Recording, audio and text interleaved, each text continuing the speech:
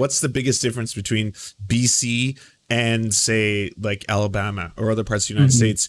We don't have own networks. We don't have Fox News. We don't have Tucker Carlson. We don't have the 24/7 cycle that all you amazing Yanks are pushing up against, right? Because like that's what you all have to do. Like that is your job. And without someone doing that, you get Tucker Carlson on the radio every day saying that it like force feminizes you and 5Gs you and inserts the robots into your testicles. All that shit does have an effect. You can see it in the numbers.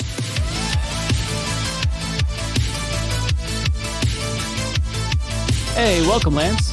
Hi, friends. Hello. So I'm super excited. So I was just explaining, basically what I'll do is I'll remove everyone, and then one by one, I'll add you into the show. I like to kind of think of myself as like a late night host where it's like you talk to one guest and then they kind of move over and the next one will, come on and we'll have like a little back and forth. I feel like it takes up too much time, but I enjoy doing it and I like to like make it more personable. So, hey, so that's what we'll do. So I'm going to launch the countdown just so we can make sure that the audio is coming through fine on my end. We'll have our intro and then we'll be off to the races, folks. I'm really excited. Thank you again to everyone who's here. Absolutely. Yeah, thank you. It's a pleasure. Absolute pleasure. The pleasure is all mine. Okay. I will see you all in just a moment. I don't know if I say anything, but I assume I say...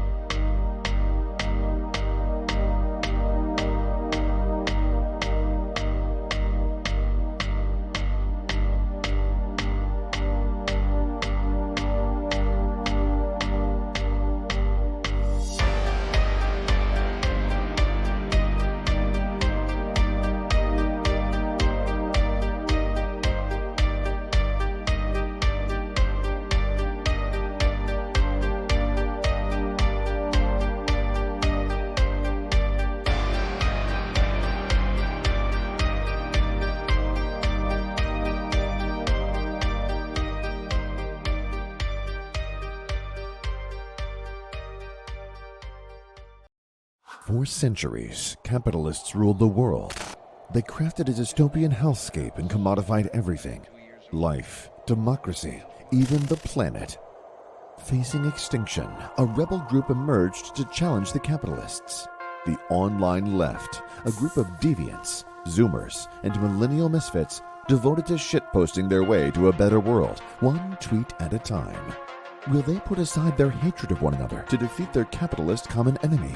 Find out now on Dystopian Times. Witness destruction of everything that you known. While others chase the elite, we stand alone. Dark days coming, regardless, we never running. People still suffering, and everybody's wondering who's gonna lead the charge, who's gonna be the choice. Rooted from the bottom so the underdog can have a voice.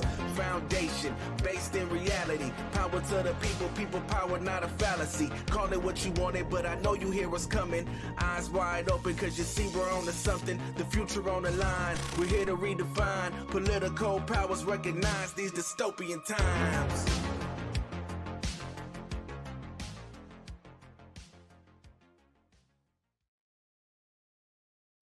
Folks, welcome to Dystopian Times. I am not in my usual set because we had a little bit of a problem with the chair that I was using. It was a back killer, and now that I'm a boomer, I have to be as comfortable as possible. So I'm in the regular studio, but I still feel like I have the vibe going. I've got the unicorn, which is the most important aspect of the set. And folks, I just want you to know that being here right now is a sacrifice to my well-being, because I am under studio lights that is cooking me more so than the weather is. So right now in the Pacific Northwest, it is over 100 degrees. It's like 104 where I am. And there are going to be times where my brain might like leak out of my ears throughout the course of this stream. It's a good thing that you all will be totally understandable. So if I don't make sense, just know that my brain is melting. But folks, regardless of how hot it is, we are here, and this is going to be the best show of this series yet, because I have a phenomenal panel here. So first, folks, I have the individual who I think is probably the face of Means TV. I'd like to think that I'm the face of Means TV, but it's indisputable that the individual who is the true face of Means TV, the host of Means Morning News, folks, it's Sam Sachs. Sam, welcome. Hey, Mike, thanks for having me on. You knocked me out of the top 5 of hottest guys on Means TV. But, I'll still come on your show.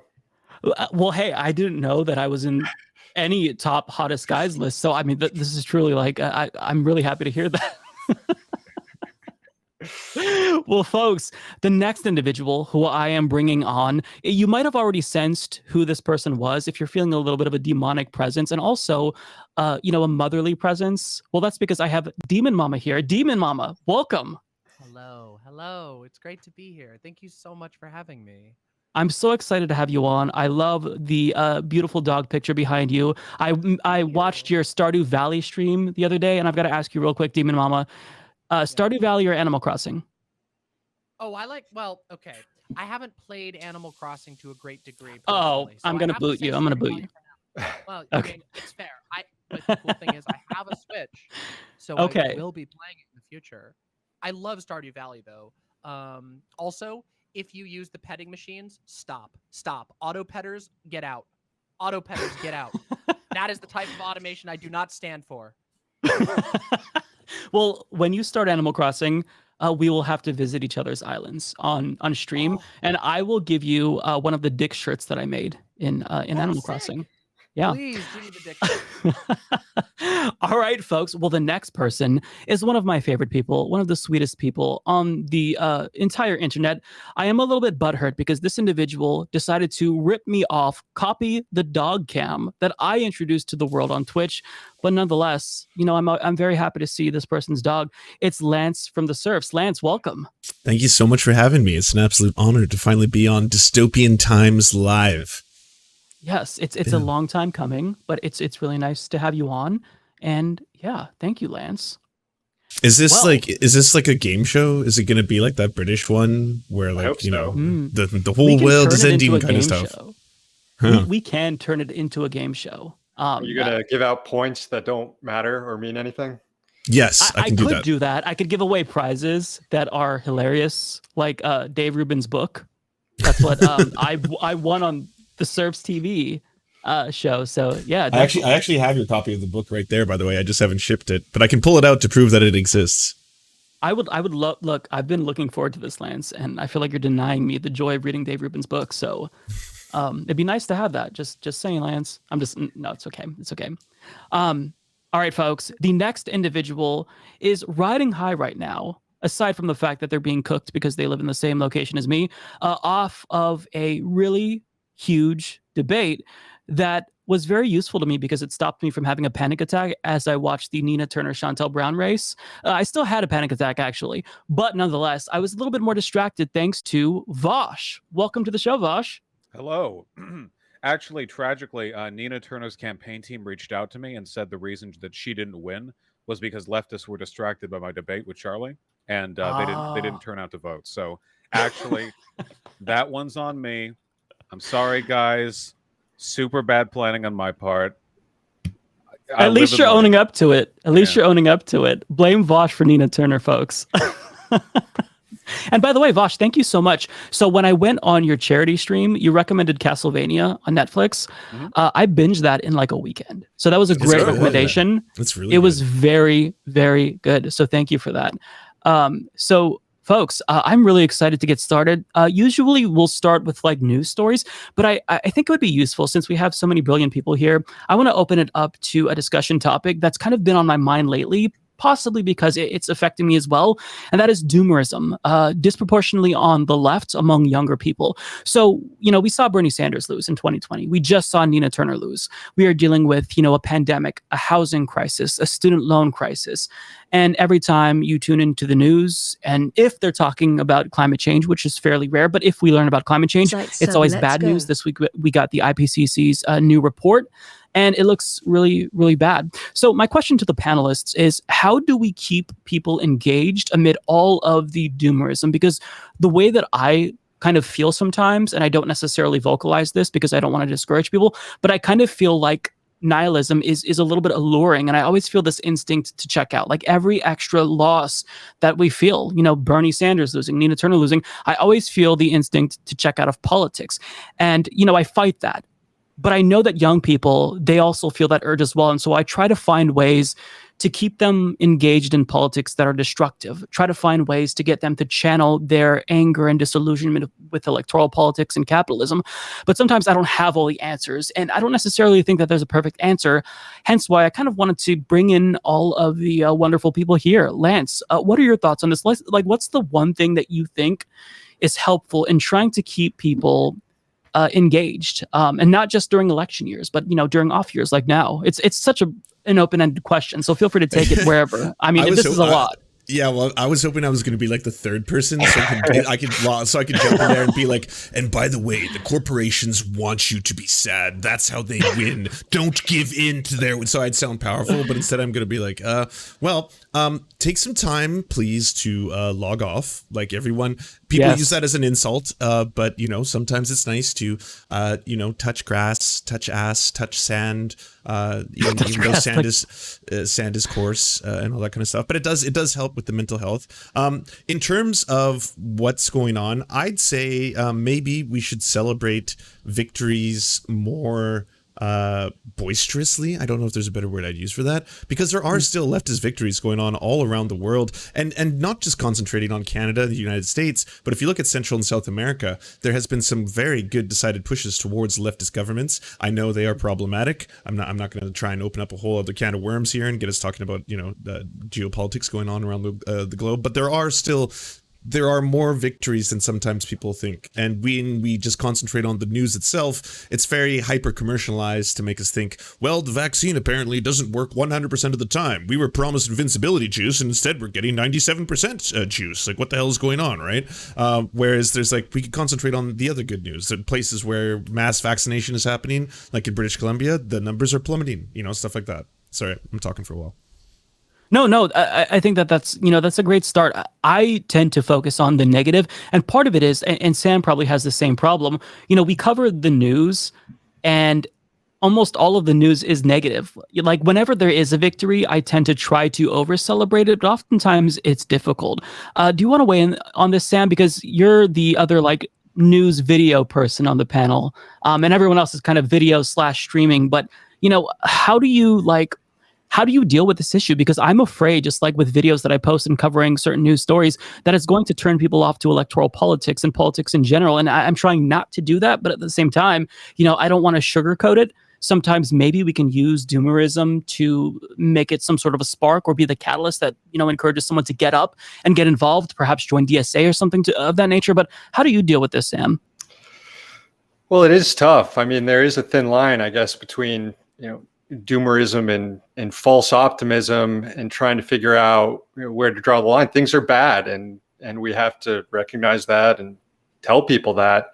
I do think that there is a bit of a problem in terms of taking a bigger picture that people don't like to, like Lance mentioned. There are victories happening in South America, big victories, rewriting the Pinochet era constitution in Chile, socialists coming to power in Bolivia and in Peru.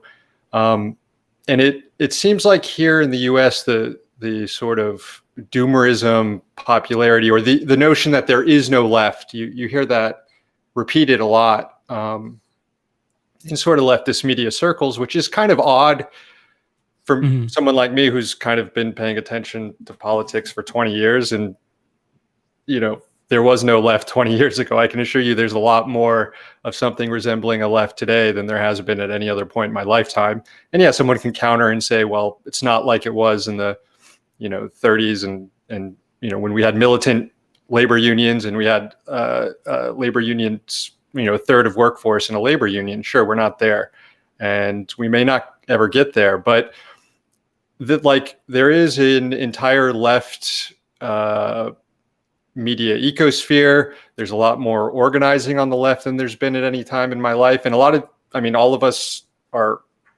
here as a result of this new left space that's been created. I mean, when I first started doing this, I was working for a guy named Tom Hartman, who is a progressive radio talk show host. And he was one of the few games in town 15 years ago. And I was working on RT with people like Abby Martin, and that was one of the few places that you could sort of get anti-imperial leftist news content. And now there's just so many more sources. And I guess, a debate can be had of whether or not that's advanced our goals, but I think it has very much so. So people just joining politics, with the Bernie Sanders run, I can understand how disappointed they are by things. People who jumped in seeing Dennis Kucinich as the best option for the left on like the wings of a debate stage being ridiculed. There might be a little bit more optimism to the situation, but I guess there's a perspective here, and I bring that perspective and try to tell people what I'm seeing. But at the same time, the IPCC report and the situation with climate change and the enormous task in front of us, it's hard to repel the doomerism. We just have to lie in wait, like, for an opportunity. I mean, there's been doom throughout history for the left. Like, it's kind of the default situation for us. Yeah, that reminds me of something that VAUSH said after Super Tuesday in 2020. Basically, you were talking to your audience, and I was tuning in, and you told them, look, Bernie Sanders, he got blown out. This was before he was out of the primary, I believe. And you were saying losses are kind of just like an inevitable thing. This is part of the process. And if you're going to be engaged in politics, you have to kind of expect this thing. You have to acknowledge that this is going to happen. And especially if you're a leftist, and I'm paraphrasing what you said, of course, this isn't verbatim, but if you're a leftist, you kind of have to expect that you are always going to be the underdog. This is the perpetual state of your life if you are fighting for the good thing. And I've tried to use that message, but make it my own. But I felt like it was really hopeful. Do you have anything to add with regard to that message, VAUSH? Because I felt like that was one thing that I tried to use to keep my nieces and nephews who were old enough to vote for the first time for Bernie Sanders engaged after the primary. I'm varying success, right? Some of them don't care at all anymore, and that limited window is gone. But some of them are still engaged in politics. What's your overall take on this? What's your advice for the youths, VAUSH? Yeah, unfortunately, and I don't think this is exclusive to the left, but I do think it's a problem.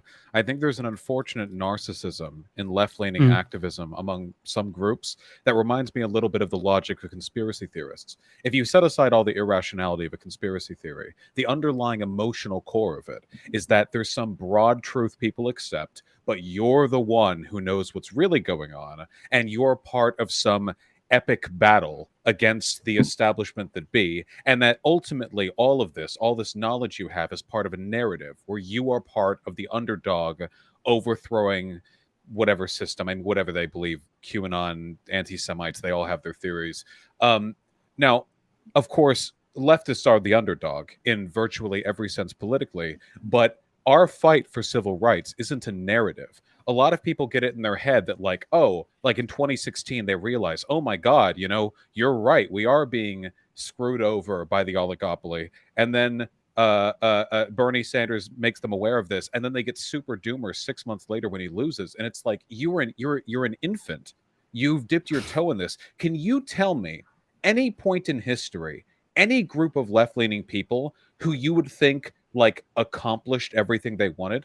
Or hell, any group of ideologically motivated individuals at any point in history. Can you ever think, in all of human history, do people who get involved in politics ever die happy? No, we never do. So stop expecting that your life is going to be part of some 3-act arc where we overcome all the problems that you were made aware of in your lifetime. It's not going to be. You're going to set yourself up for misery if you focus on things from that narrative perspective. So don't. That's not how it works, okay? People, tens of billions of people have died throughout human history thinking that they were facing the end times, watching their civilizations collapse, their ethnic groups being exterminated, plague ravaging their land, famine, drought. Sometimes they were right and sometimes they were wrong. But the narrative of recognizing injustice and then overcoming it singly in your lifetime, it's a fake narrative. Latching onto it will only worsen your mood in the long term. But there is a solution, and it's a very simple one, okay? Focus on yourself.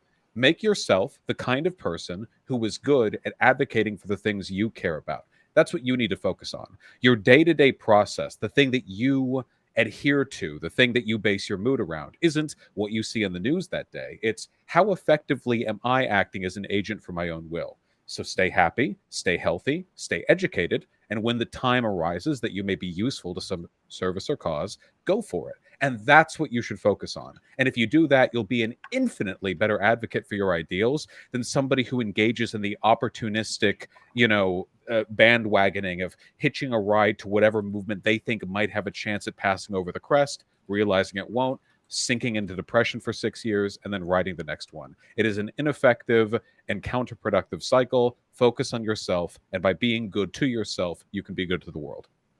Yeah, I love that point. It kind of goes back to Lance's point about like touching grass and whatnot. And I made this point a couple of weeks ago on my program.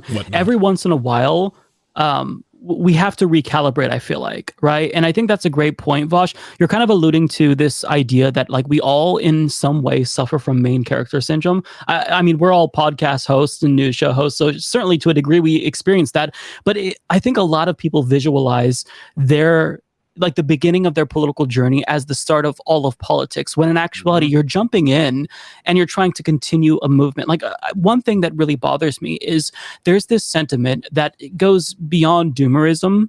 It really is disempowering, where people will think, you know what, democracy in America is flawed, therefore there's no reason to participate. Now, is democracy flawed? Absolutely. I think that we need to do away with the electoral college. I think that we need to end gerrymandering and remove our first past the post electoral system, because I don't want there to be a two-party system, perpetually. Having said that, though, democracy has never been like just this thing that you establish and it's perfect as it is. In the United States of America, at least, I don't even think you can argue that we were a real democracy at the beginning. But as we grow as a country, you keep adding to that project. Like each generation, in my opinion, kind of like contributes in their way to democracy and further enhancing, the democratization of the United States. It's never perfect, and trying to like stop people before they check out once they jump in, and trying to like change their expectations for the better so that way it's more appropriate. I think that's a really important thing. Demon Mama, did you want to jump in here? Because I know that you, like, when I tune into your stream, you do a really good job at mixing up like very, very like sad political issues, heavy topics, but then there's always this sense of like, camaraderie between you and your chat, and you'll cool down with video games. And like, what do you think is like the best thing to like keep people engaged? Because basically this is my thing here. I get people, like, I'm the boring news guy, and people tune in during elections, and once they're there, I try to stop as many people as possible from leaving and keep them engaged. But that's not necessarily something that I'm not going to have a 100% success rate. So in your opinion, like what do you do to keep people engaged and stop them from being a political nihilist? This is such a tough question to answer, but like if you want to share your thoughts just in general. Yeah, this is something that I've been thinking about increasingly over the course of my career as a streamer and over the course of my involvement in politics. And I've been interested in politics for a very, very long time. And I've come to this position where I believe in a very, organic form of politics. I think that it's good and well for us to be informed on many topics to the greatest degree that we can, and of course we have to sort of select those carefully. But I think one thing that there is a hunger for and that we're lacking is connecting that in a real way to people's lives, the day-to-day moments of their lives. I think especially here in the United States, like a lot of our politics centers around this these checkpoints of like an election or a bill that might pass. And a lot of times we spend sort of just like digging into the details of such a thing when long after the fact, after we've cast our votes or decided on our representatives or whatever, and there's nothing really we can even do to touch that thing. I like to focus, and I've been increasingly focusing on things that people can touch. So and this is incredibly true right now as we're talking about climate change and we're talking about COVID and some of these other they're dooms. They are apocalyptic scenarios that are so large that they're things that humans have grappled with through all of history. And I think that one of the ways that we do that is by taking the focus and turning it sort of like tuning the focus a little bit closer to us, saying, okay, so who am I connected to? Who do I know? How can I make sure that these people are going to be okay? How can I make sure that I don't see neighbors starving, or that my family isn't hungry?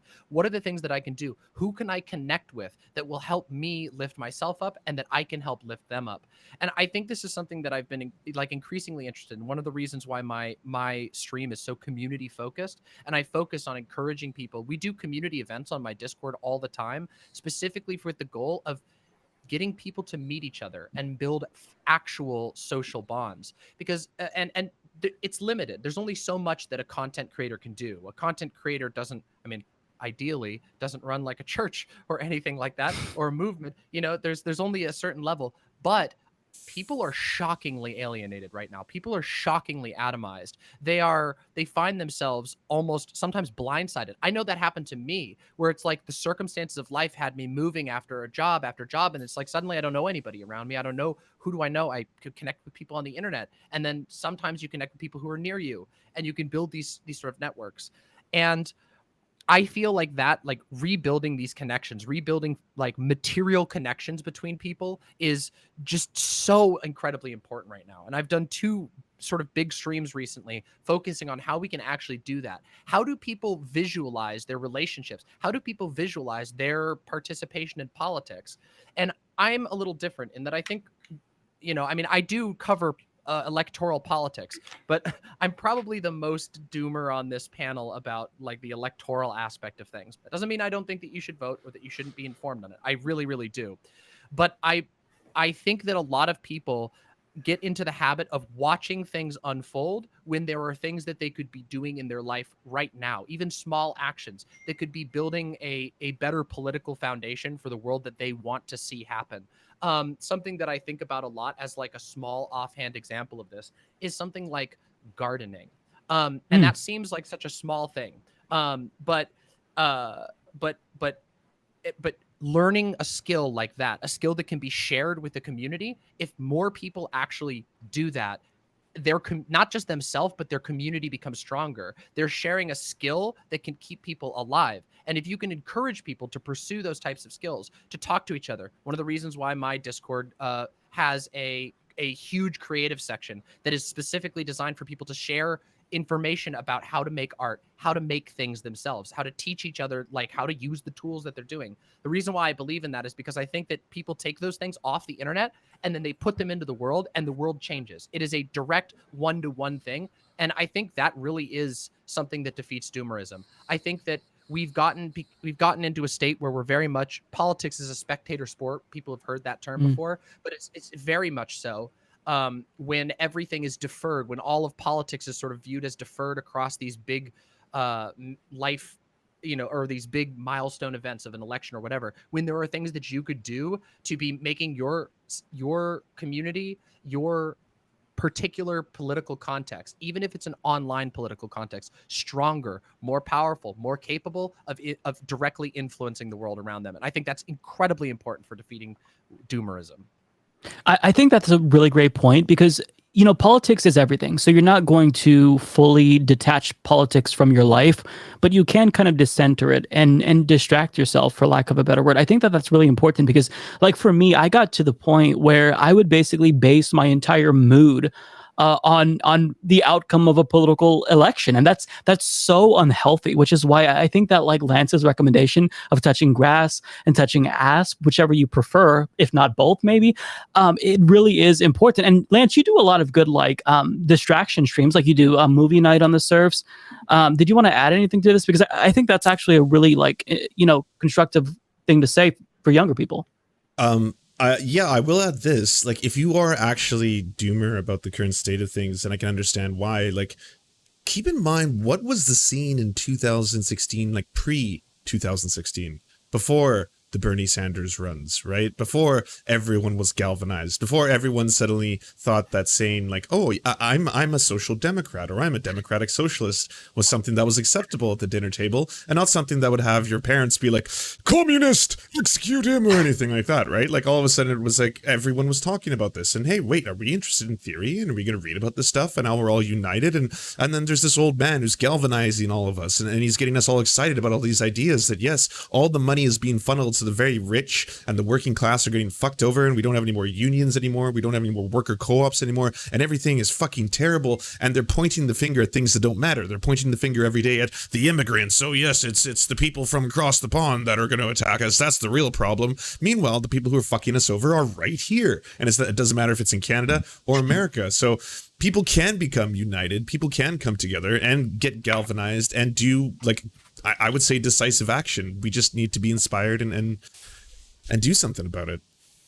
Yeah, I think there is a positive frame that you can put on the doomerism. And sure, there are, you know, people who use it for, you know, benefit, to get views, to get clicks, whatever. Right. But you know, the sudden rise in it, you know, does reflect people's expectations of what the government should provide for them and what sort of material interests should be met. People are getting this doomer feeling because their expectations have increased and their conditions have not increased, and the gap between those things is disheartening, especially, and not just in the near term and now, but especially in the future. As you look at a world that's going to be changing due to climate change, it's only going to get worse. So, people weren't really despairing that much in 2010. I don't remember. I mean, we were, legislation was the debt ceiling stuff. That was what's going on, and it sucked. But there wasn't this, like, it's kind of was like, oh, well, this is just kind of the way it is. This is politics in America. There's no left, there's Democrats and Republicans.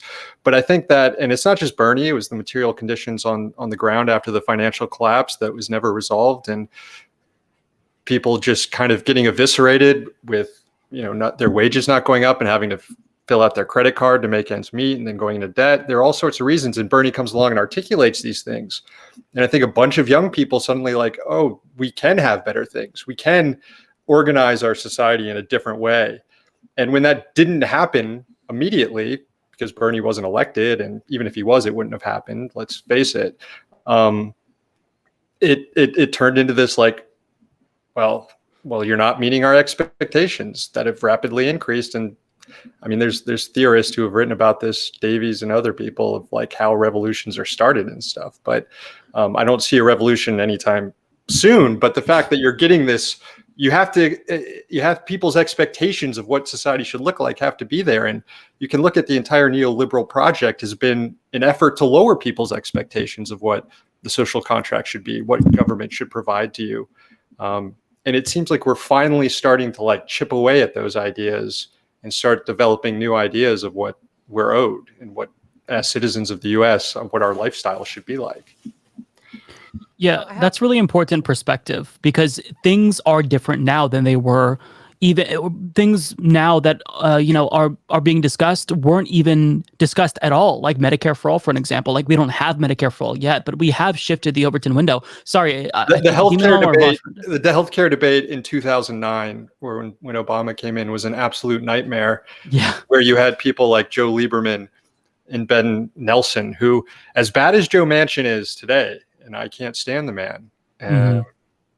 Ben Nelson and Joe Lieberman were the foils, and they were far, far worse. You wouldn't see these guys advancing a $3.5 trillion framework, I guess it is right now. We'll see what it is at the end of the day. So, yeah, that's a great point.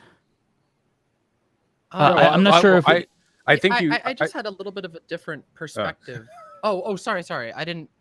I think there's a little bit of a delay. I apologize. If you want to go first, go for it. Oh, sure. No, I'd be happy to. But then, I just want to say, I think the main character syndrome hit it on the head. I think that there's like an incredible degree of counterproductive self-centeredness. Like, imagine if you could anthropomorphize the history of American progressivism. You somehow had some 250-year-old organism who was responsible in all ways for all progress made in this country. Imagine, like, from the perspective of that individual, watching somebody enter politics in 2016 and then, like, after 2 years of being involved, be like, ugh, this doesn't work. Nothing's going to work. And then drop out. It's like, okay, we would have nothing if everyone Yeah. throughout history had had that attitude. I mean, nobody ever gets clean wins. If all the union organizers back in the beginning of the 20th century had been as willing to give up because of the seeming insurmountability of their opponents, then we would have nothing, and our workers would have nothing. I mean, they had bombs dropped on them. We have people, and I don't want to get into this, isn't like a millennial sensibility thing. I think a lot of it is just that we don't have a very strong existing infrastructure for a willingness for sort of a means of effective engagement. That, and I think people are more and more making politics their personality, which is problematic for a number of reasons, not the least of which is because the needs towards change in a political system and the needs to define yourself as a person do not always coincide. And when you try to make them the same thing, that's going to lead people to make personality-driven political decisions and politically based personality choices. And both of those can be really, really destructive. Politics is slow, arduous, gradual, messy, and often counterproductive. Personalities are the fanciful whims of whatever you think you are at the time. And that's great. And that's how it always should be. But there's not much personality to be had in, yep, politics is slow struggle, and we're just going to keep at it for decades and decades, enjoying small victories and suffering small losses forever. Like, that's not, people don't like that. It's not exciting. So people want to get involved almost to a parasocial extent with the political happenings of their time period. And it just leads to people making really bad decisions. Yeah, that's a great point. Demon Mama, did you want to jump in? Yeah, I actually have some sort of disagreements with both Sam and what VAUSH has said here. So Okay. the first one that I was going to respond to was the idea that, like, people have asked for more and then gotten less. I actually don't think that's true. I think people have asked for less and still gotten less. I think that, like, the average, like, and this is somewhat anecdotal, but I would love to see like a broader scale look into this. But I think that people have been lowering their expectations. I think when I remember when I was younger, most of my peers were like, yeah, I'm going to go to college. I'm going to get a house someday. Nobody thinks that now. The people I know, even my peers, some of my peers who are doing well, sometimes feel lucky to have an apartment because of how rough things are right now. So I think that people have continually lowered their expectations and found that the answer is still lacking. When it comes to politics, there's this like sort of trite saying, but that I kind of like to keep in mind, which is do not wait to strike until the iron is hot, but make it hot by striking. And I think that is a good way of looking at politics. I think a lot of times we're sort of lulled into this constant waiting period. We're waiting for this. We're waiting for this. We're waiting for this. And that's one of the areas where I sort of disagree with VAUSH a little bit. I don't really think that you can separate personal and political in the same way. Like, political movements are often very inorganic or very organic and very messy. They are sometimes flashes in the pan. Sometimes the energy that arises is like almost unpredictable, like we have with something like the George Floyd like protests and stuff, which and they're going up against a system that is very cold and calculating. But the thing is that we don't always have to wait on that system.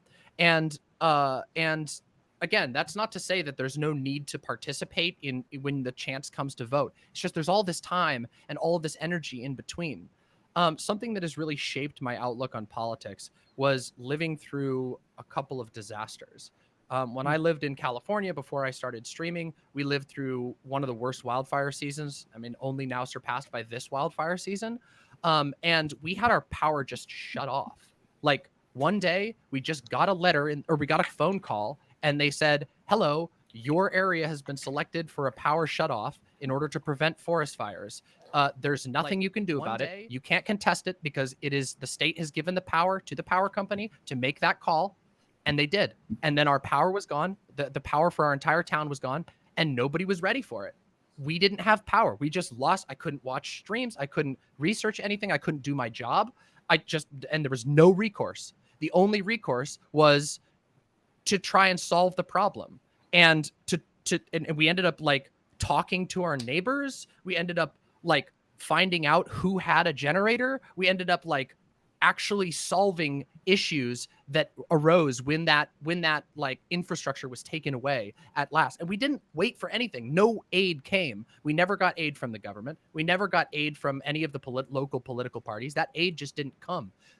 And when COVID hit here in Seattle, where I live, I was involved for a long time with this incredible mutual aid group that's like organized by some anarchist collective. And it was incredible. And they did that exact same thing. There was all of this fighting back and forth in Congress, all of this, is the money going to come? Is the money going to come?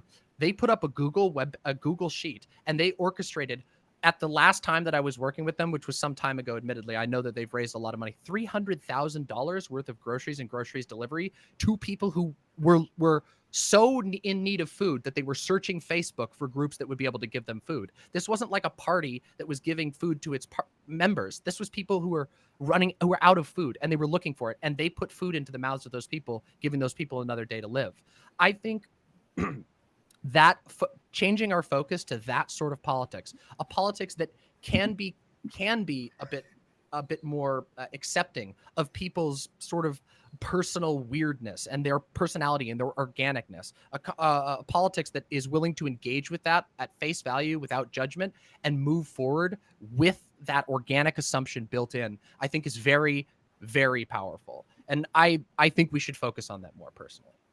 I kind of see common ground, not to be, a fence sitter here between you and VAUSH. I think that there's common ground on that particular statement, because I do think that, your personality, I think there are some benefits to that being linked to politics, but I do see how it can become something that's problematic. Maybe perhaps it depends on the personality. I mean, we can all think of individuals who are very problematic personalities on the left, who I won't name, but it just kind of depends on the situation and perhaps the personality. But VAUSH, I'll let you weigh in on that.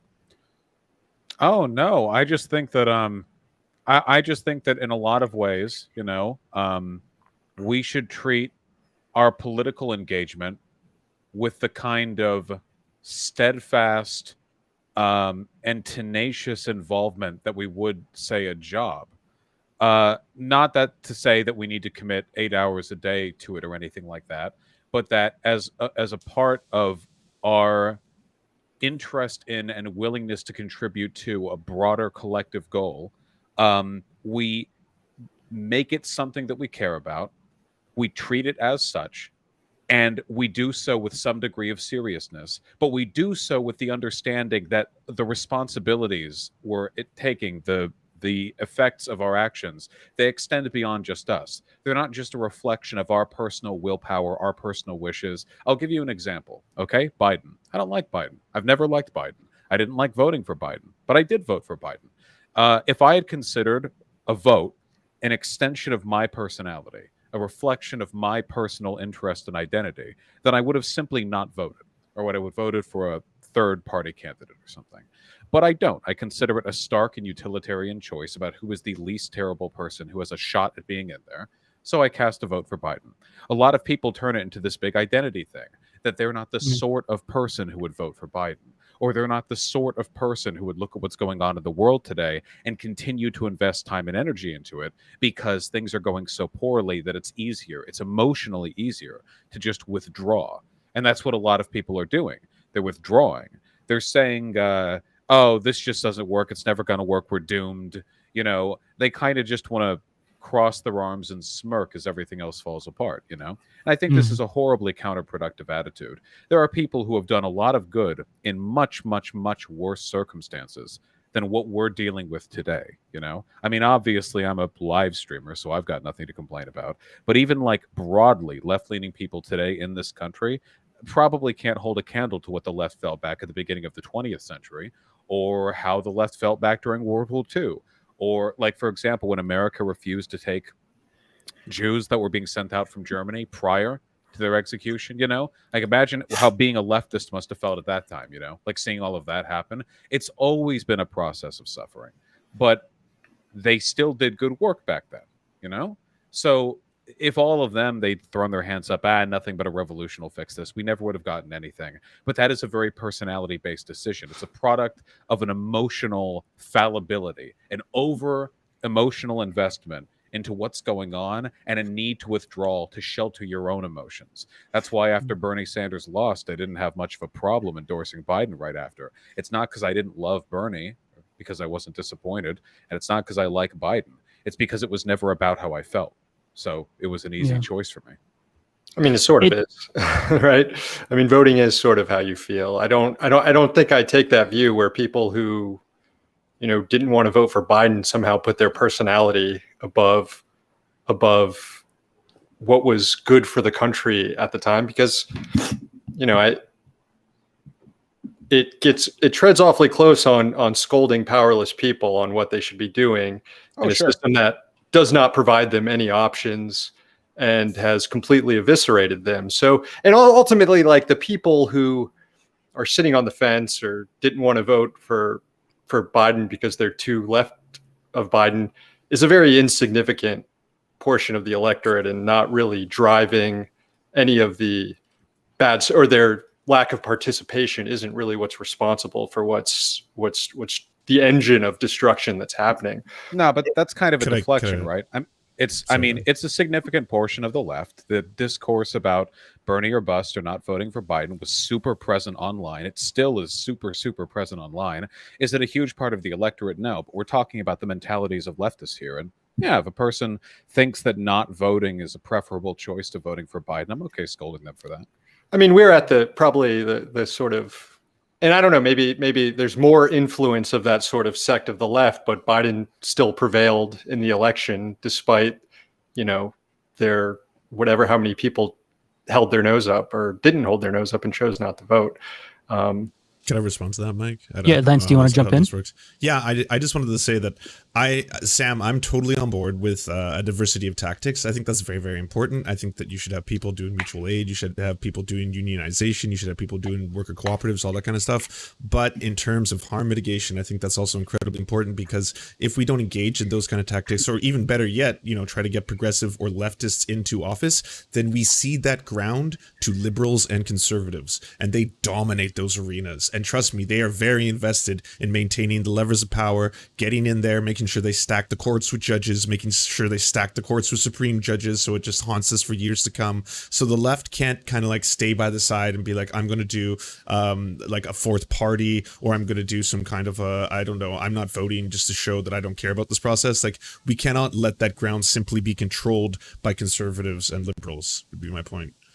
Well, I'm not saying people shouldn't vote. I mean, look, I'm a communist. I don't think that the Democratic Party is ever going to get us to a situation where we need to go. But I do recognize, and I don't agree with people. Okay, I do recognize that you can still improve the lives of millions of people by electing Democrats over Republicans in certain situations.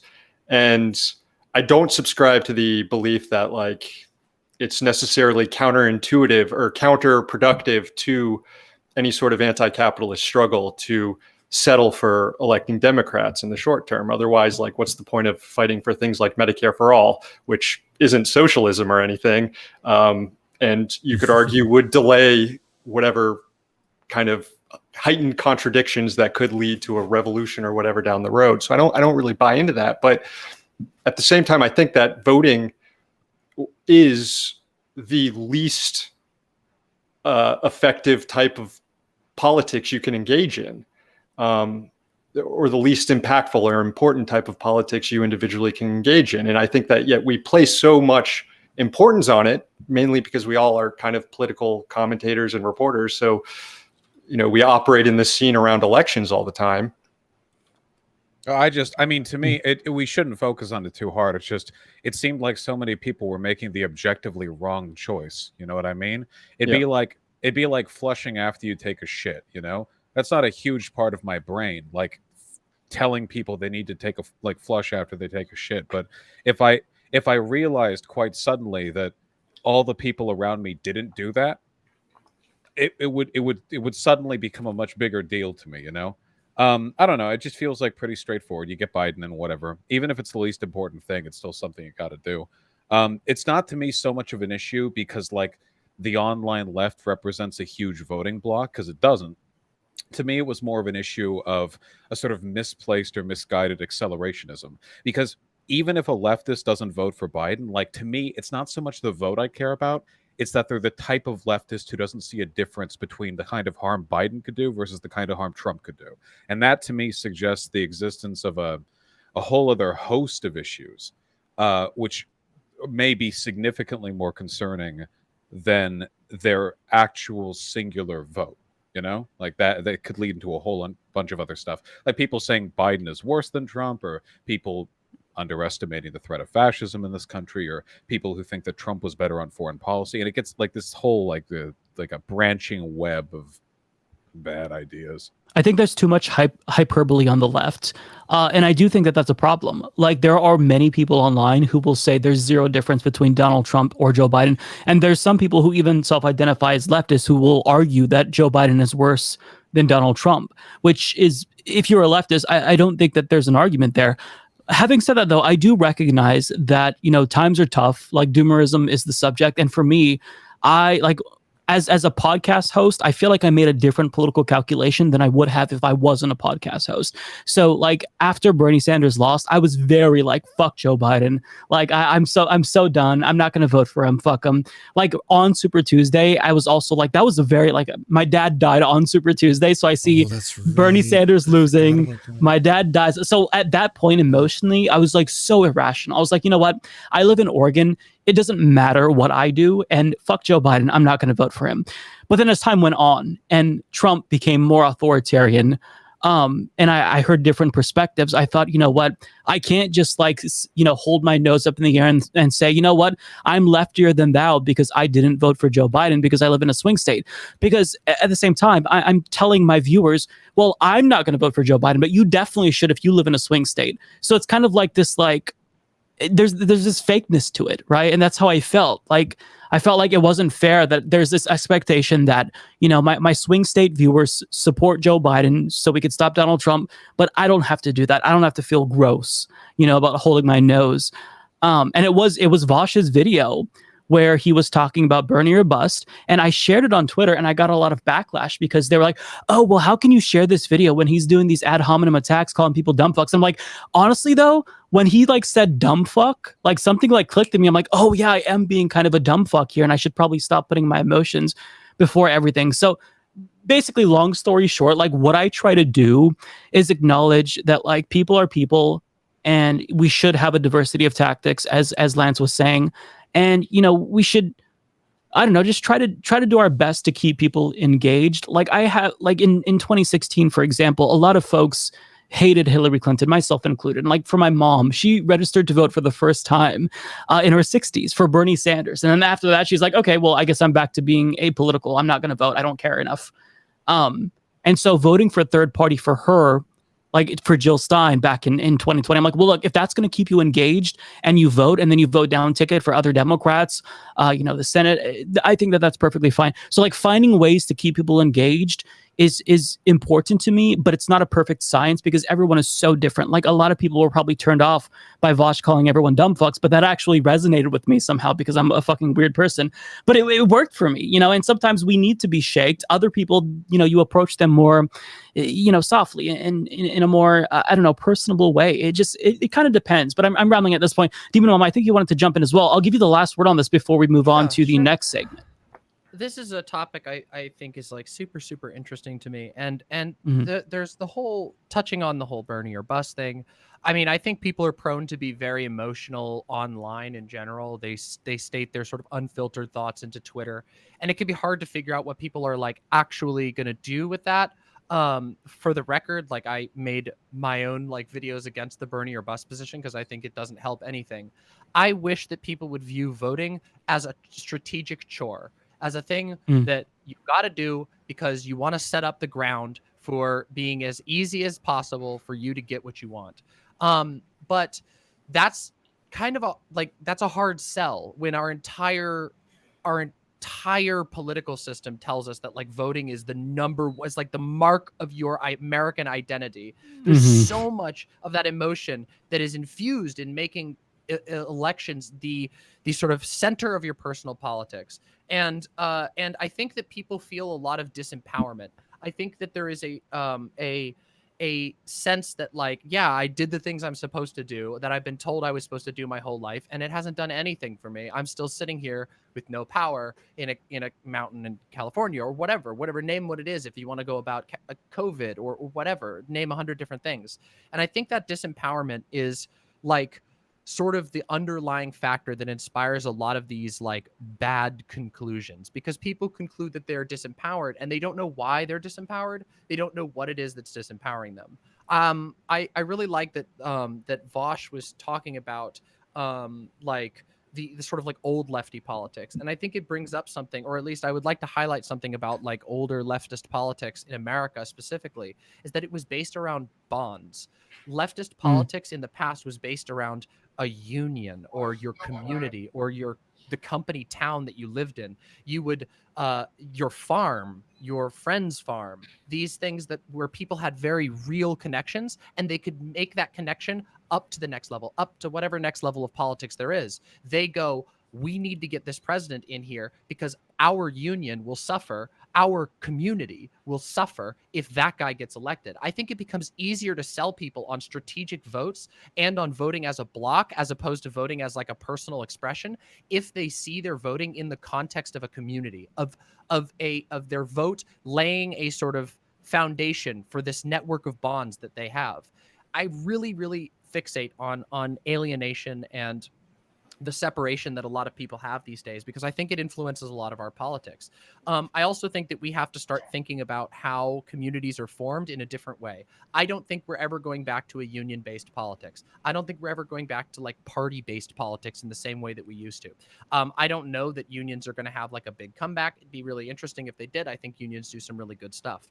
But what I think we can start doing is we can start building structures like, and I'm very interested in building things, but I think we can start building structures and building communities that allow people to like autonomously help one another in the right direction. And those people's bonds will drive them in a better direction than the direction that this society does, which if we look at the trends in employment, we look in the trends in general well-being over the last like 10 years or so, over the Trump presidency especially, people work all the time, and our workplaces are increasingly alienated in and of themselves. You do jobs online, working from your own home. You don't know any of your coworkers. You work a gig job. You can't know any of your coworkers because they're all just random cars through an app. How are you going to build a sense of community? How are you going to build a sense of solidarity? We all recognize solidarity is vital to the politics of the left. That solidarity is like what the underlying factor of left politics. But how do you do that? We need to figure that out. We have to figure out how we rebuild solidarity, actual solidarity. How do we, build bonds between people again that will inspire their politics? And I think that will have if we can figure out how to reconnect people, how to make people understand their context, they will be more interested in politics, and they're more likely to be willing to make a strategic vote on something like Biden if they're truly convinced that they're not powerless, that they can go, oh yeah, whatever, vote for Biden, sure, whatever, check it right off. I don't even think it has to be a matter of suppressing your emotions. I just think we have to change the emotional context. Say, yeah, it's not a big deal to vote for Biden. We're just doing a strategic vote. Now let's get back out there and let's do this thing with our online community, with our IRL community, with our physical like household community or our town community. These things that give you a feeling of political power because you can actually impact something around you, as opposed to sort of just like throwing your metaphorical paper airplane in the direction of Washington, D.C. and hoping to hear back someday while your power's still out. And I understand why people feel so doomer. I understand why they feel so disempowered. And I think it's because like one of the things that has that distinguishes the modern left from the left of the past is that the left of the past went through the Cold War era and got all of their bonds systemically destroyed. Seriously, we're talking organizations that have been broken and collapsed through strike breaking, through union busting, through deregulation, has completely shattered the bonds that were there. And we need to do that. We need those bonds. Those bonds are the foundation of everything else that comes after that. Yeah, well, folks, I think that really, if you're watching this and you're not necessarily sure how to feel, and the doomism is still like, you know, it's overwhelming you. Maybe you could take pieces of what each of us said throughout the course of this and, like, you know, fill it in. Either way, one thing that I always find solidarity in is that, you know, if politics makes me feel like I'm going crazy, I'm not the only one, and we're all kind of like just going crazy together. But something that makes me feel even better is knowing how much crazier, you know, some people are, and we're as crazy as we may feel from leftist politics. It's not as bad as what we're about to see in this next segment. So on this week's weekly dose of stupidity, folks, I have really unfortunate news. White Boy Summer is canceled. Damn. In a world of politics dominated by the strange, the deranged, and outright insane, we'll now take a moment to shine a light on the craziest of what politics has to offer. This is your weekly dose of stupidity. Well, this week, Kinda on the folks, fence about this for shut up, Chet. We have some medical advice from the son of Tom Hanks. He's going to encourage everyone to get vaccinated, but there's going to be a little bit of a plot twist. So let's go ahead and watch. Hey guys, so just checking in. Look, I've been kind of on the fence about this for a while. That's why I've never spoke on it. But with the amount of people that I know recently that have gotten COVID, and with like the numbers rising, I think it's important for me to say, like, I got the vaccine. I think everybody should. I think it's really important, like, that we all do this just as like. Now, if we pause it right here, this is a wonderful video, is it not? So like, far, so good. if we pretend as if he stops talking right here, I have no issue with this, but this is going to veer sharply in a very different direction. Citizens, as Americans, we have to look out for each other and get this shit under control, guys. So, like, I suggest to all my followers, you guys set an appointment and get the vaccine first thing. Psych! Bitch! If it ain't broke, don't fix it. I never had COVID. You ain't sticking me with that motherfucking needle. It's the motherfucking flu. Get over it, okay? If you're sick, stay inside. I'm tired of having, okay? Why are we working around y'all? If you're in danger, stay your ass inside. I'm tired of wearing a motherfucking mask. The worst part is that you know that he's recording this thinking that he's killing it. But when I watch this, it makes me want to, like, find the highest cliff and just, like, yeet myself off of it in Roblox, of course. Folks, how do we deal with these people? Well, I just want to remind everybody out there that Chet Hanks has a cameo that you can purchase for $1.99. So if you'd like to hear him say anything else, perhaps something in patois, or have him sing you a song, you can order that on Cameo right now for $1.99. Yeah. Same price as Giuliani, isn't it? Wait, Giuliani's on Cameo? Yeah. Oh my god. Yeah, Giuliani's gone further and further lower. Oh my god. Wow. I mean, I think there's the obligatory thing to say that obviously there are people who haven't gotten vaccinated for fairly legitimate reasons. We have a healthcare system that is built to exclude people, to leave people out, to not give people information about how they can get healthcare, where they can get healthcare. There are a lot of people who think they need health insurance to get the shot, even though that's not the case. Also, children can't get it. But I'm kind of a little tired of this notion that we have to, like, you know, be easy on these anti-vaxxers or use persuasion. It's clear that that's not what's driving these people, especially. And when I see someone like Chet Hanks, it makes me want to personally sign up for, like, you know, a government vaccine brigade of teams that hold people down and, you know, insert needles into people. One day. So, well, you need a team of a few guys. There's going to be resistance when you're trying to hold someone down and stick a needle in them. Chet is kind of a big dude. I don't know if I can do it personally. I might need a team. But, like, a lot of these people, like, they know the facts. They know what the situation is, and they're the same type of people who've always, through their politics, acted selfishly, and are now coming on this position where they can be the most selfish person possible because it suits them. And now they're anti-vaxxers. And yeah, I don't have much patience for them. I think we got to have some sort of, I know vaccine mandates are a little bit tricky in how they can be implemented, but I think, you know, we can bar people from flying, bar people from certain restaurants. And I don't think businesses are really taking the lead on this, as we're seeing. I did not lie, by the way. Price was accurate. $200. 200. I'm pretty much at mandatory vaccines. I'm pretty much there. Apparently, 2/3 of Americans are on board with that idea anyway. So, in a democratic sense, it would actually hold a supermajority opinion. I don't know. I think that at this point, choosing not to get the vaccine is a violation of the bodily autonomy of other people. You're essentially allowing like an interminable plague. We don't have. Wait, there's a beeping behind somebody's. Does anyone else hear that? I hear it too, but it's not me. Beep beep. Beep, beep. Yeah, no, I hear it too. Okay, well, it's very distracting. Yeah, sorry, I'm not sure. Somebody has a beep beep. That's okay. I don't have a beep beep. Anyway, yeah, we don't have many like ethical analogs to this because usually when we're talking about bodily autonomy, we're only referring to things done to the individual itself. But because of the way the COVID spreads and new variants of it form, which could potentially supersede the effectiveness of existing vaccines. This is kind of a everyone needs to get in the boat situation. We're getting a little bit past these worn out, like, let me do what I want, sort of pseudo-libertarian arguments from, by the way, a man who, I don't know this, but I'm almost positive this is the case, probably is pro Blue Lives Matter, anti-BLM. So the libertarianism, I'm guessing, probably very selective on his part and a lot of other vaxxers. Yeah, it always is with these people. Libertarians are never libertarians. It's a conspiracism thing, and we've been dealing with this for a while. But right now we have an entire political party and the media empire that aligns with them that are facilitating and nurturing this conspiracism about as much as you reasonably can.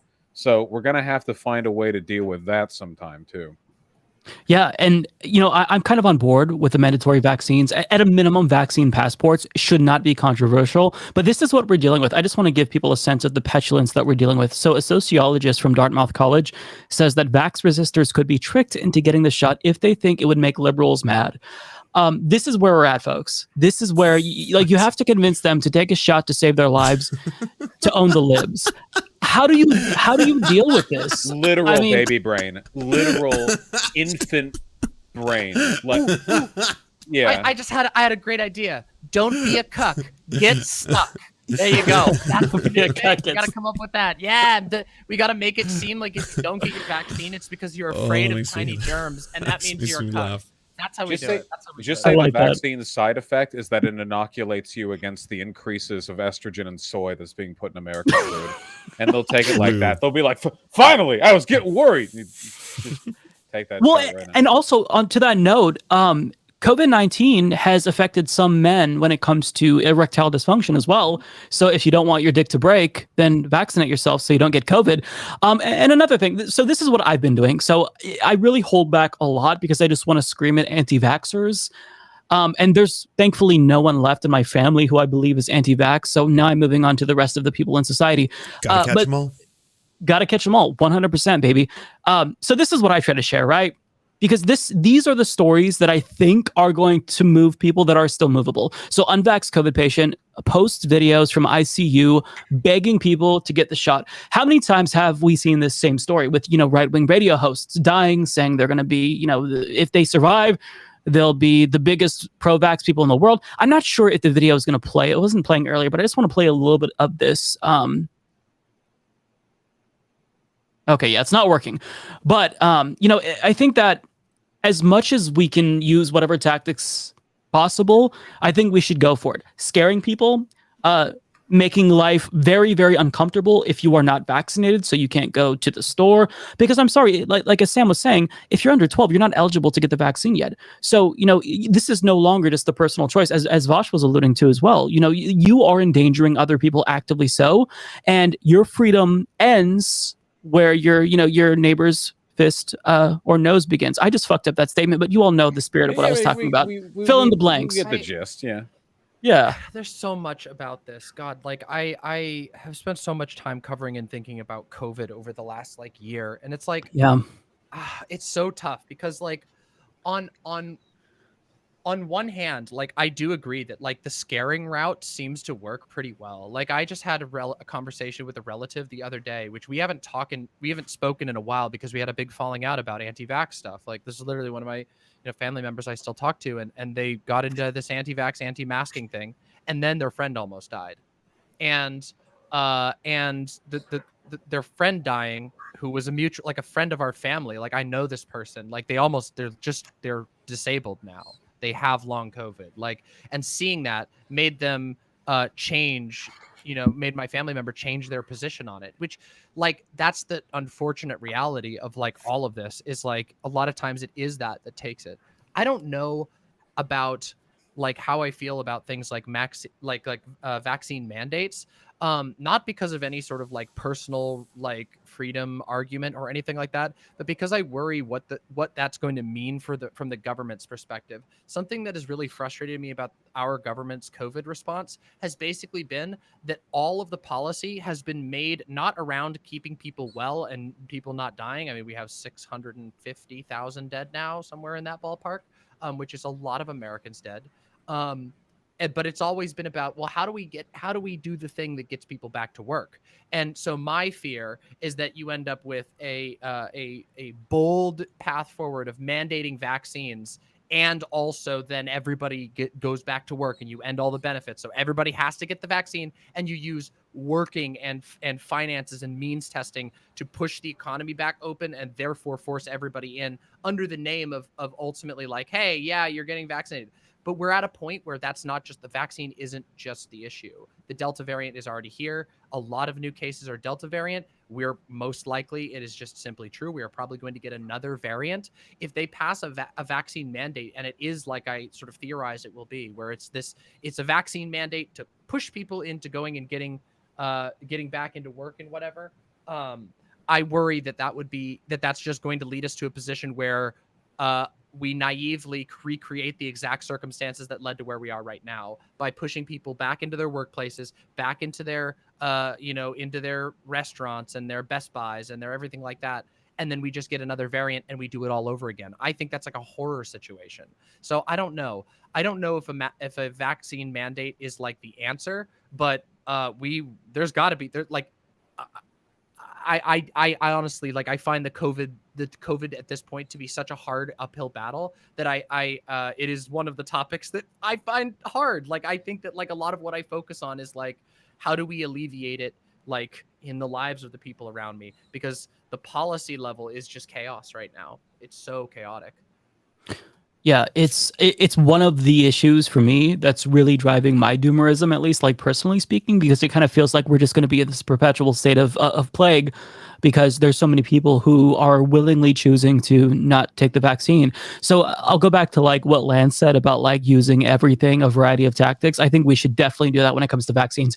I don't know the extent to which. Answer this one specifically? Oh though? yeah, I have two examples that I could give all y'all, and they both happen to involve the French, so prepare yourselves. But in the case of both Macron in France and in Quebec as well, what they did is they started implementing vaccine passport systems, whereas you would be required to use a passport to be able to get into things, such as, say, a nice good old sweaty nightclub to get your sweat on. If that was the case, all of a sudden you saw in both areas, both in Quebec and in France, the amount of people getting vaccinated starts to surge. So I don't think it's like, you'll have the anti-vaxxers who will try to say outrageous and outlandish things like, this is apartheid, blah, blah, blah, even though it's a free vaccine that everyone has access to. I think you have to be sensitive to the fact that there are going to be certain demographics within every society that may not want to take medicines directly from the government for historical reasons, right? Like Black Americans, for example, would have that. So would Indigenous Canadians. They would have the exact same reasons. So you can start outreach programs to help them. But you would find in the places where they've done this, if you implement some sort of a system where, you don't have the right to go into a crowded area and cough on people and give people disease and sweat on people. That's not freedom. That's not your God-given right, So we do have a passport system. The vaccine is free. You can access it at any time. Boom, numbers goes up. That's interesting to me because, I saw the same thing with mask mandates. So I live in Oregon. Like, there's a lot of us who are coastal elites here. Shout out. But like in Oregon, nobody was wearing masks, or I shouldn't say nobody, like maybe 30-40% of people wearing masks. But like overnight, once the mask mandate was implemented, 99% of people at the grocery store were wearing masks. So I think that policy intervention, it does work. Like, you're not going to get 100% of people, as Lance was saying, you're still going to have anti-vaxxers, but I think that you need to cast the widest net possible. And, moving towards like, not just, mandating it legally to the extent that government can, because I don't know that they have like the federal government has power to do that. But to the extent that we can, I think that we should at least try to do that. And there is, precedent with vaccine mandates to go to school. Yeah, not for essential services, not for just regular things. We're talking about like they were for like, do you want to go into a crowded bar? Do you want to go into a nightclub? Do you want to go into a concert? Right. Things like that. So yes, you'd probably need to wear. That's how you get Chet Hanks vaccinated. Exactly. That would work so fast. The mask mandates are fairly easy legislation because it's really easy to tell if a person's wearing a mask. And if you show up and you're not wearing a mask, the person can tell you to leave. And if you don't, they can call the police. Really easy, straightforward, visible. You don't need existing infrastructure. Proving vaccinations is way more difficult. I don't like the vaccine passport stuff that much because unless there was some really rigorous implementation, but the more it gets, the more thoroughly it gets implemented, the more successfully I would need it to be implemented. It would need to be something that's fairly easy to understand and to deal with. We all know how bad the average person is at managing any kind of technology, any kind of registry, database, bureaucracy. And I don't want that to magnify any existing social inequality. And I'd like to minimize the number of good, honest, innocent people who get caught up in it. I think what we need to focus on more than anything else, and this isn't usually my go-to approach, we're all very fun and friendly on my stream, but I think we just need to bully the shit out of people who don't want to get a vaccine.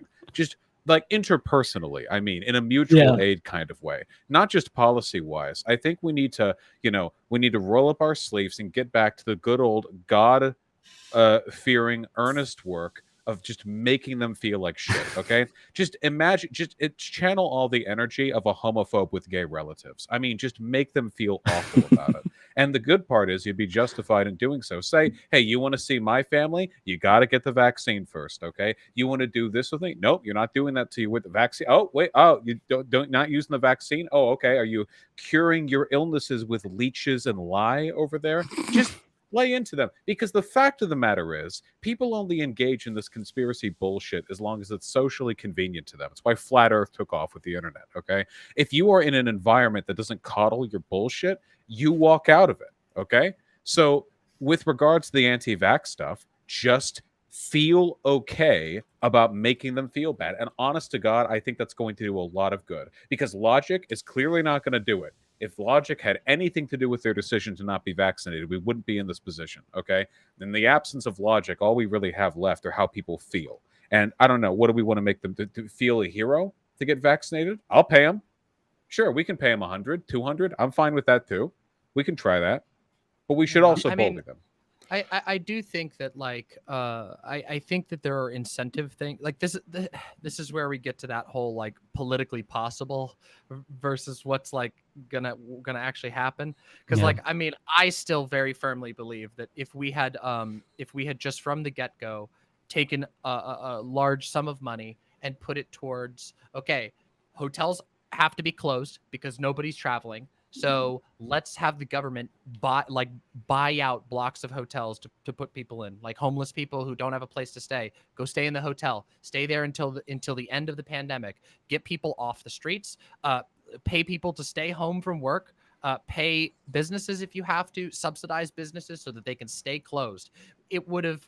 I mean, it sounds ridiculous to throw that much money at it, but we already did that. We already threw money in the wrong direction, and like a lot of it, like Trump threw a lot of money in the wrong direction, and like we're still throwing money now, and we have a ton of dead people. So I feel like the best thing that we could do that would probably be cheaper than even trying to implement passports and this sort of thing is just pay people to do, like, incentivize them doing the right thing. I do tend to agree about the idea of like people tend to like, they'll like get very on board with their Mike Lindell anti-mask vote, the Dominion voting, these like wild conspiracies. But then when it's like, okay, but I need you to, then you get to the call to action, and they're like, and everybody starts sort of mumbling and wandering off in the other direction once the call to action happens. It's true, it is. People are like that. Now, conservatives in America are in a little bit of a unique position with regard to being able to be shamed.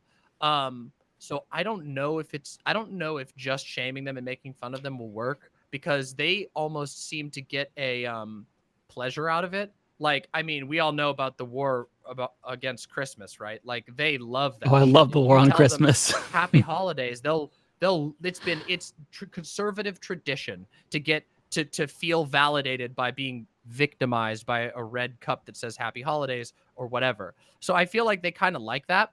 But I think that we could sort of undercut them by calling their bluff and just being like, "Hey, watch this. If you get a coupon for fucking a beer discount for the next 6 months, if you get your vaccine, go for it." They're gonna be like, "Okay, I'm not telling any of my family. I'm not going to go online. I'm not going to post about it, but I'm getting that fucking coupon." So I feel like we can. I feel like we should do things like that. I mean, honestly, like in my ideal circumstance, if I was Joe Biden right now, I would say, convert the hotels, Jack, and have him fucking, really dump a lot of money into this stuff. Food, just make food easy to get. People don't got to pay anything. Take a ton of government money and make life good for people. They'll stay inside. If they can stay inside and play video games and watch streams and do whatever all day, they'll do it. And the virus will die. It will, if we choke it off.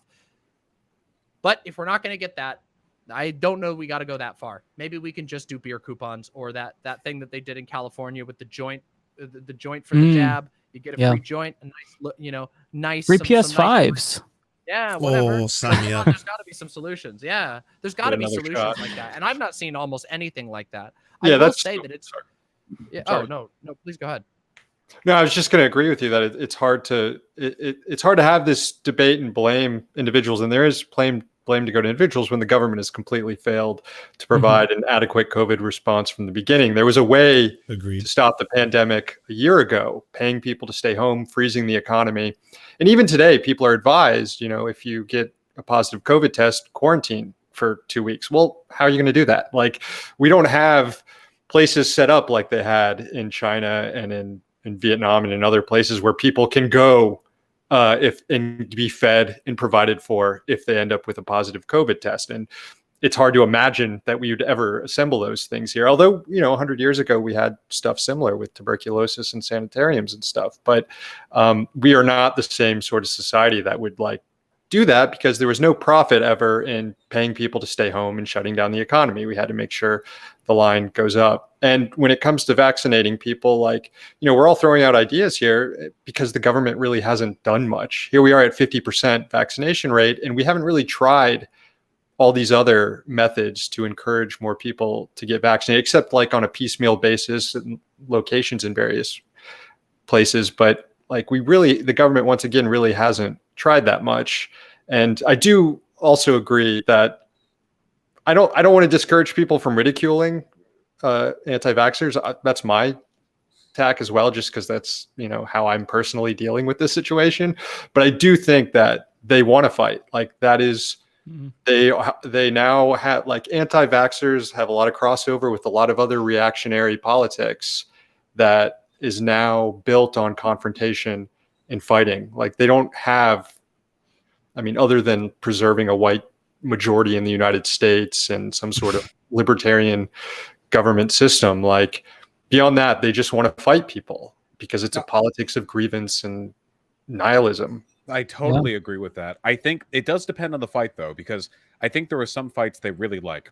If Biden went up on stage and said, "We are declaring war on the unvaccinated," or some inflammatory statement, they would love that. They'd run with it for years, But there's something, I think they're much less engaged with the actual consequences of social grievance, because they haven't really ever experienced it, when it comes to direct political persecution, the right doesn't actually feel it. Sometimes they do intersectionally. There are poor people who vote Republican, of course, and they feel that. But for being conservative, the only derision they really ever experience is people being sort of inherently morally put off by the things they believe, And I think that's something that they've always felt a deep shame about. When it comes to stuff like the war on Christmas, it feels like they glorify the aesthetic of social conflict, the idea that the media elite are coming after them. But people will always change their behavior, well, often enough at least, when subjected to a lot of interpersonal stressors. I think it's an element of the approach. Paying people to get vaccinated seems like it'd be the most effective. I wonder, how can you bully people out of QAnon? Maybe. don't know, but I will say though, I do think that there's value, and I want to give credit to VAUSH because there is value, in my opinion, in the catharsis the rest of us get from making fun of those people. True. I think we would all. I think I would. If I couldn't make fun of anti-vaxxers, I would have lost my mind already completely across this thing. So that is a value that should be discounted. I don't know. Being mean is self-care. Yeah. True though. What I could say from the made up fantasy land of Canada is that we've got the highest rates in the world right now. I'm not saying this to flex. I'm saying this to say what's the biggest... inlands, God. No. I'm 100% not saying this to flex. I'm saying this. What's the biggest difference between BC and say like Alabama or other parts of the United States? We don't have own networks. We don't have Fox News. We don't have Tucker Carlson. We don't have the 24/7 cycle that all you amazing Yanks are pushing up against, right? Because like that's what you all have to do. Like that is your job. And without someone doing that, you get Tucker Carlson on the radio every day saying that it like force feminizes you and 5Gs you and inserts the robots into your testicles. All that shit does have an effect. You can see it in the numbers. Yeah, and I think go ahead. I was just going to say, I think you've touched on something that is sort of a unique challenge of America in general, right? Is that like America has this such a deeply ingrained conservative media presence. When Rush Limbaugh, thankfully, departed from this world, I had a big stream because I grew up listening to Rush Limbaugh. Rush Limbaugh owns America's radio waves, and I mean that in that like it's him, and if you're not listening to him, you're listening to someone who's backed by him, who's been chosen by, not directly chosen by him, but chosen by him to be that region's Rush Limbaugh. And that's the same thing goes for conservative TV. I don't know, is there anything that can even be done about that? I don't know how we do that. I mean, I like to think that at least online, like lefties are getting good at SEO. We're getting good at getting our word into the face of people who would otherwise only ever hear Fox News. But network news and radio is almost impenetrable. It is almost impossible to get someone to not tune in to Fox News if they're used to just turning on their TV and letting that run. You can't insert yourself there. There's no YouTube recommendations. They control the recommendations. They control that echo chamber. And I'm like, I don't know. I don't know how we penetrate that. I don't know. It's functionally daycare for boomers. Like they just sit in front of the TV all day and they are entertained. But it's ahead, also there's also Joe Rogan, right? Who's not traditional conservative media, who has millions of listeners and has been on a kick that young healthy people aren't really in danger of COVID. And I'd say that as much as I've criticized the government's response, and it deserves it, if there's one clear message that the government has put out during this pandemic, is that this is a disease that affects older people more than younger people, but younger people can still get sick and pass it on to older people. Like this has been something I feel like everybody should have known by now. There's no sort of excuse unless you're completely consuming all your media from a place that is looking to undermine those facts. And I see someone like Chet Hanks. I feel like that's where he has probably gotten his message, this idea that, he doesn't need it, that this is for weak people or whatever. And you see lots of testimonials or interviews. And there was one recently in the Times of a young person who's like, I want to wait for people who need the vaccine more than me. I'm young. I'm not going to get sick. And he lives with his 80-year-old grandma. Like he has no clue almost that he can get her sick when he's being interviewed by the Times. And it's, maybe I'm assuming he's a Rogan listener. I don't know, but like he's probably this guy has influence. And I mean, he's not considered Fox News. Probably a lot of people consider him part of the left media sphere, which I'd personally say is ridiculous, but or at least part of this alternative anti-establishment media frame that is now spewing a lot of anti-vax stuff. Yeah. So folks, we're a little more over the halfway point. I want to give the panelists a break. So what we'll do is we'll cut to our featured content creator of the week. When we come back, we will dive further into the rabbit hole of stupidity in the United States. Let me just check in. Demon Mama, I didn't know that you were also in Seattle. Are you and VAUSH, are you okay with the heat to go for a little while longer? Oh yeah. I mean, I've more or less I've adapted to unbearable pressure and heat at this point. I'm like a blobfish at this point. Good. I'm actually going to have to depart at the hour because it's my friend and roommate Hyena's birthday today. Oh, happy birthday, Hyena. That's awesome. Hyena's based. Okay, yeah, for sure. I will have to depart too at the hour. The first one was bad. Okay. So here's what we'll do. We'll take a quick 2.5 minute break, and then we will dive right back in and get in as much as we can before the hour, folks. How does that sound? Absolutely. All right. Sorry, how long is the break? The break is about 2 minutes and 30 seconds. Okay. Bye, VAUSH. Say happy birthday to Hyena and give her a big hug for me. That's awesome. And bye, Sam. It was very nice to meet you. You do awesome work on I think we're TV. sticking around for a half hour. I'll stick around. Okay, well, never mind. Then I retract all my previous statements. I'm just talking gibberish. Don't listen to me. Thank you. Okay, don't go yet. Don't you go yet. Don't have to say bye later. You've already said I'll be right here. We will be right back, folks. Double off. I'm going to grab a drink.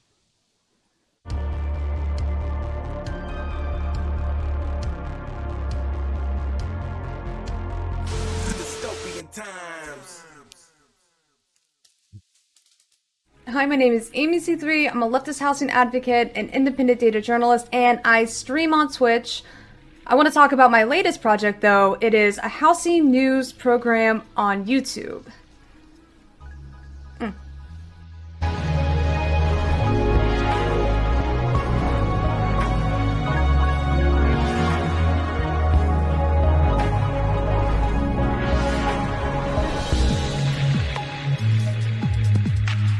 So the show is broken down into 3 categories. I start with the general housing story. I then move to a data portion where we take a closer look at the data that is tied to that housing story. And then my favorite, which is the ground game portion and the response by local activists to that issue that was presented in the original housing news story.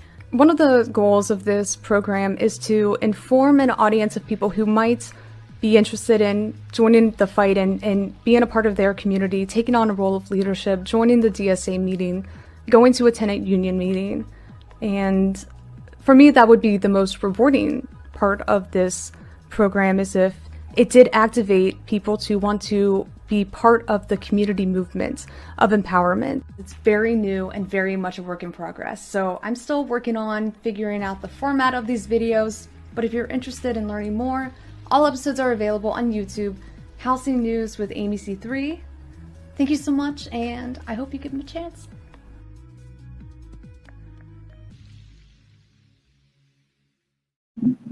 Well, folks, if you're watching on YouTube, there will be links in the description box. And if you're watching on Means TV, I will try to remember to comment below the episode of Dystopian Times. Do you want to jump in, VAUSH? Oh, you're talking to someone. I was berating my chat for being very kind to me. I'm here. Hello. Hello, VAUSH's chat. Okay, one last thing. So before we move on, I just want to plug this GoFundMe. This is for Carly. She's a member of the humanist support community. She's one of my mods. I've known her for years, and she needs a little bit of money to cover a surgery. And she needs $1,500. So I'll link to this on YouTube. If you can help out Carly, she will be eternally grateful. She is an advocate of Medicare for all, but meanwhile, until we get Medicare for all, I feel like these kinds of things, I try to plug them as much as I possibly can. But Carly is a really, really great person. Phenomenal progressive and leftist. And if you can help her out, I will be eternally grateful. So please check out Carly's GoFundMe along with Amy C3's channel. So before the break, I said we were going to dive a little bit deeper into the stupidity of American politics. And just to give you a little bit of a precursor, the conservative movement has been fixated on Mr. Potato Head, Cat in the Hat, and lately they've taken a liking to the Muppets. Now, I hope that this doesn't get me copyright claimed because he's going to play a clip of the Muppets, but we're going to watch the Muppets, folks. I'm sure that some of us grew up with it and see what all of the noise is about with regard to conservatives and why they're outraged here. Away from the transgender issue, right? It's everywhere, even though transgender issues, well, really affects a very small number of people. But it seems like they want it to affect a lot more, especially our children. Meet Gonzo. Gonzo is a Muppet. I just got to pause there real quick because he's trying to create this ominous image, and then he cuts to this beautiful, bright picture of the Muppets, and I love everything that's happening right here. Or one of these characters, Disney characters. I didn't know Gonzo was a kid, but Gonzo's big. And, well, Gonzo had a secret for Gonzo's friends. There you are. You missed our royal ball. We met the most amazing princess. But they ran away, and all they left behind was this. Everyone, there's something I need to tell you. The Wait princess for who came it. to your ball tonight was me. I'm Gonzarella. Based. Gonzo, why didn't you tell us? Because you all expected me to look a certain way. I don't want you to be upset with me, but I don't want to do things just because that's the way they've always been done either. I want to be me. Oh, Gonzo, we're sorry. It wasn't very nice of us to tell you what to wear to our ball. You're our friend, and we love you any way you are. Yeah, of course we do. Let me pause it right there before he goes on his rant. We can, already anticipate what he's going to say. But is that not the most wholesome, wonderful thing you've ever seen? Like, how could you not love that?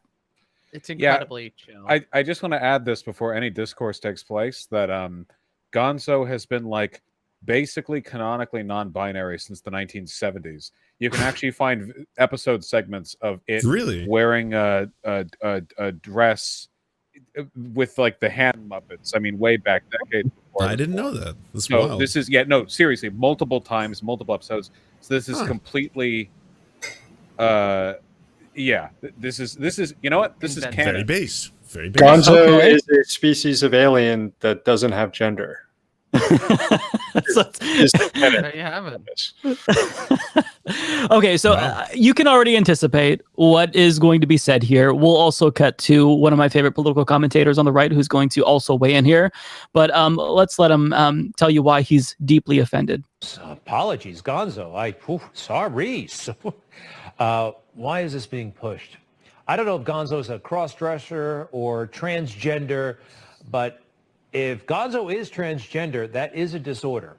Gender dysphoria is a disorder. It's an alien. Officially so. All right. The distress a person feels due to a mismatch between their gender identity and their sex assigned at birth.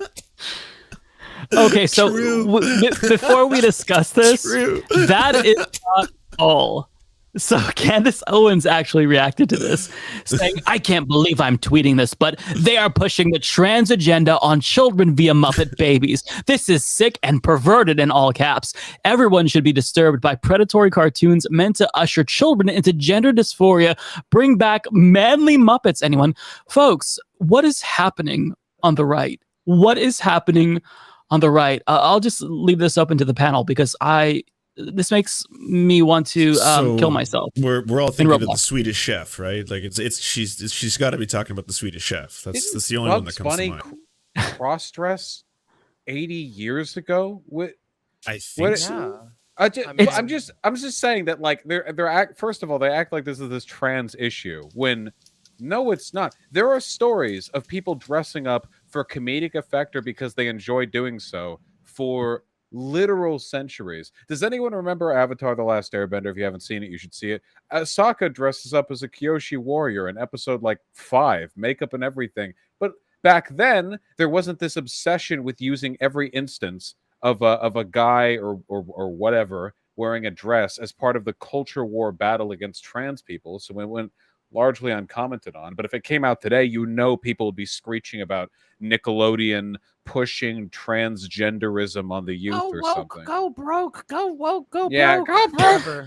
Yeah. Well, and to really speak to how much things have changed, like I'm wearing a Zelda shirt. In Breath of the Wild, there's this like part of the game where Link has to dress up in women's clothing to like get into some area. Am I like? Oh, I know. Probably I've seen drawings of those segments. Listen, right, and it like I don't remember. We can dive into the Legend of Zelda lore, but I mean, like, I don't remember it being controversial even back then. I mean, maybe I saw an article about it, like praising it or something. But now conservatives are hypersensitive to where they're fixated on these weird, like, culture war issues that don't even make sense, like, you know, the cancellations of Mr. Potato Head and Cat in the Hat, when these weren't actually cancellations. Please do. Why they don't care about Legend of Zelda or anything that is done today. There's so many examples of things they could get mad about that are way woker or way more trans agenda, as the representative of demonic transes who are undermining the world here. It's that old people recognize Muppets, and old people recognize Mrs. Butterworth, and old people recognize Uncle Ben, and old people recognize Dr. Seuss, but it's they don't their know what toys. a link is. It's They're their like, generation's you mean toys. like a link in a chain fence? Like, that's a great point. I don't get it. That's very true. Yeah. It's that. And like, I don't know, it does seem to be that they get most mad about things that old people would recognize, which to me plays into that whole idea of like the Newsmax and Fox News being boomer daycare. Right? Like, I don't know. Yeah, I'm looking. There's images of Gonzo in a dress from like a million years ago, back when everything was drawn on animation cells. Yeah, it's completely toothless. I don't even know if they believe any of this stuff when they say it. Like, I haven't heard. When are we gonna get the cancellation of Bugs Bunny? That guy cross-dressed all the time. He kissed men all the time. What? No, it's true. Put on it's true. The voice and the I've seen affect and the makeup. Yeah, wow. I'm just saying. Like, I didn't know this about Bugs Bunny on my TV. Maybe that's what. Maybe that turned me gay. Is that possible? Like, I don't remember seeing Bugs Bunny kiss men. Yep. Yeah. Also, I want to know how the logic on this works, because I think you can make people trans by showing kids trans people, but kids are shown cis people pretty much all the time. Every human who has ever lived is constantly being shown cis people. So does it only go one way? Cissexuality in everything, everywhere, like every single cartoon that you grow up with. It's like, oh yes, Gene Muscles, He-Man, you know, and hell, here we go. It's gonna be amazing. Like, things are very subtly changing. I have never seen an instance of a masculine character being feminized in what I thought was a cynical attempt to promote like an affinity for trans people. I don't think I've ever actually seen that once. With all the cynical woke shit that comes out to appeal to millennials, I don't think I've ever seen that. Can anyone think of that happening? No. I mean, that's the thing. Like, if you want to look at examples of like trans representation and like stuff like that in film and pop culture, it's like overwhelmingly negative. Like, you just get to like the Ace Ventura, like the most extreme examples of just truly, like, I don't know, like going back and watching like Ace Ventura, Silence of the Lambs. Oh my god, it's so bad. Yeah, Silence of the Lambs. Yeah. Oh, Ace Ventura is really bad. Yeah. Yeah. Really bad. I rewatched that one a couple of years ago, and I was like, "Whoa, whoa!" It just keeps going. Really bad. It just keeps going. Really bad, and it never stops. And so like it doesn't make sense. No, go ahead. I was just. I know we got a glow up though. If anyone's been following One Piece for the past 100 years, where we actually have, I think, 2 trans characters who are treated well and beloved in the current arc. Right. Yeah. Wow. You have you have Yamato, and you have what's the name of the 9-foot tall lady? Is it 3? Oh, anyway, I don't know. But okay, do kids read One Piece? I don't know. So I follow a couple of conservative commentators who I think are particularly fun to watch on this particular topic. Candace Owens is always a classic, of course, but my personal favorite is Matt Walsh, and that's because Matt Walsh will lose his absolute mind over the smallest thing. And I mean, truly, like he read a book once on stream, on his little stream that he does. And it was like, and he just read through this book, and it was literally a book that was just like, this is Carla. She was assigned male at birth by her parents, but later on realized that she was a girl. And he was like, this is perversion. This is child abuse. And it's just like, I'm not kidding you. He's losing his mind, like veins popping, like truly angry. And I'm like, what are you even mad about? And he does this to anything. And so it's the hysteria around this like trans stuff. I mean, I'm not gonna lie. Look, I'm Demon Mama, so like I don't mind being feared a little bit. Okay, like let's be real, I like that a little, but it's kind of to an unbelievable degree, and you can't escape it. It's everywhere. Last night I got on Twitter. I'm like, oh god, why is the word trans trending on Twitter? And I'm just like, and I'm like, oh god, every single time it gives me a small heart attack because I'm like, what is it now? Is it going to be like some other just unbelievable like just you would think that trans people were orcs if you listened to just conservatives. It's beyond even, it's almost beyond parody. The amount of misstep between like reality and their idea of reality. And I mean, it really does parallel like calling Joe Biden a Chinese communist. But see, on that one, only Alex Jones will say that. Whereas with trans people, like any conservative online will have a meltdown about just seeing that a trans person exists. And they're like, that's child abuse. And I'm like, wait, because somebody else that you don't like exists? Like, I don't know. It's a level of fear and derangement that is genuinely concerning. And derangement is the perfect word, because it's like this obsession, and part of it is they're trying to use trans people as, you know, this political football, because this is like, you know, that they can win over the most people by shitting on trans Americans. It's disgusting. But speaking of derangement, the last thing that I want to talk about before we close the show, we'll try to exit before the top of the hour, so everyone leaves at the same time, is Marjorie Taylor Greene. Now, I'm very, very thankful that we have a communist on the panel in Sam to react to her definition of not just communism, but what she calls corporate communism. Corporations are military-industrial complex is a major issue. So I have a term for that. I call it corporate communism. Corporate communism destroys small businesses in America, and I have a very good example from my district. They destroy the small businesses, and the corporations gain all the control, and they can't be defeated. And they do the bidding of the government, like they're doing. Biden's saying, oh, the government's not going to mandate vaccines, but the big corporations are doing it. Corporate communism, they're putting the policy in place through their businesses on their employees and on their customers, like we've seen with the airlines. That's capitalism. Yeah, that's the point. That's capitalism. I mean, maybe it's a sign that that we're winning some sort of ideological war, that they take all the terrible things about capitalism and just try to call it communism. They at least recognize that it's a unsustainable system here. I used to get frustrated when Bernie did similar stuff, when he's talked about corporate socialism and versus, you know, and I guess I know that there is kind of a history, like Martin Luther King used similar terminology, but it just it mystifies when we don't need to.